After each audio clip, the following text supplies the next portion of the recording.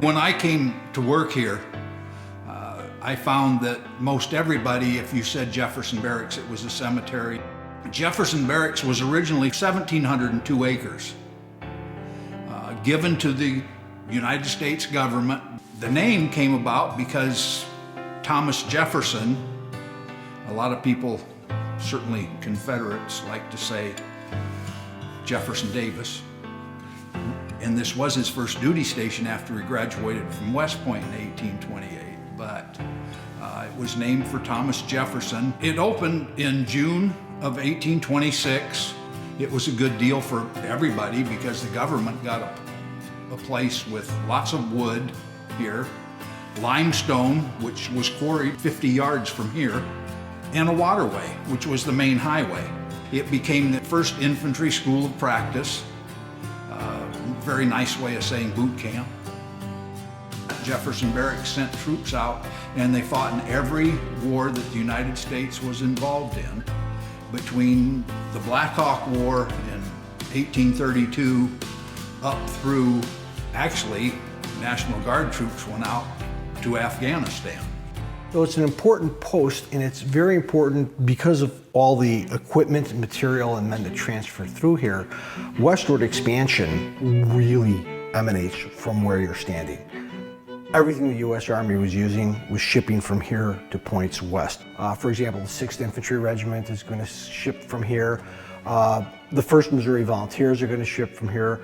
The brand new Regiment of Dragoons, they're going to leave from here. In fact, the brand new Regiment of Dragoons is organized and raised here.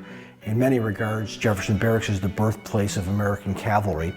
Another important point in the history of Jefferson Barracks is our role in the creation of Buffalo Soldiers. There were some integrated units in the Continental Army during the American Revolution, but for the most part, the United States Army is segregated. We don't have troops of African American origin until the time of the American Civil War, when they're serving in volunteer formations known as U.S. Colored Troops. After the war, it's decided to create 4 regiments of African American troops, 2 of cavalry, 2 of infantry. 3 of those regiments, the 24th Infantry and the 9th and 10th Cavalry, were organized here at Jefferson Barracks. The 9th and 10th Cavalry, of course, have got a dramatic history. They're the ones really known as the Buffalo Soldiers. It was turned over to the medical department during the Civil War, so there were lots of people here. There were over 30,000 patients in Jefferson Barracks General Hospital during the Civil War.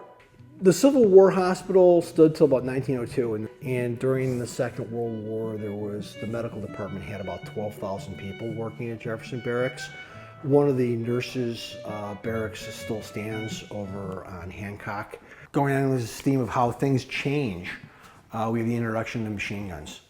And the 1895 Colt, which is here, a great example of an early machine gun that was used by the United States.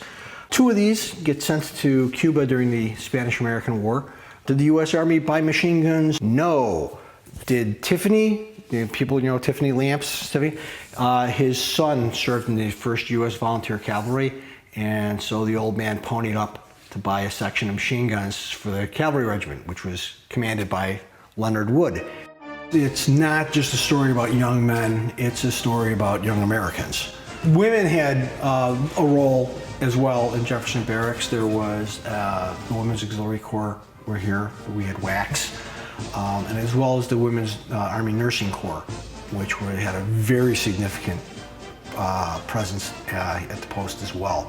The U.S. Army Air Corps even had an auxiliary with female pilots, the WASPs, who would transport aircraft. Have you ever heard of Kathy Williams, who enlisted as William Cathay and was the only woman to serve in the Buffalo Soldier regiments, and she enlisted here at Jefferson Barracks.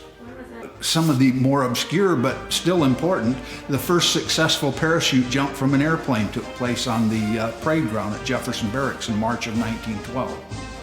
Albert Berry jumped, he was strapped to the struts of a biplane. He untied himself or unsnapped himself from the struts and he jumped. He said it was a very hard landing, but he was good.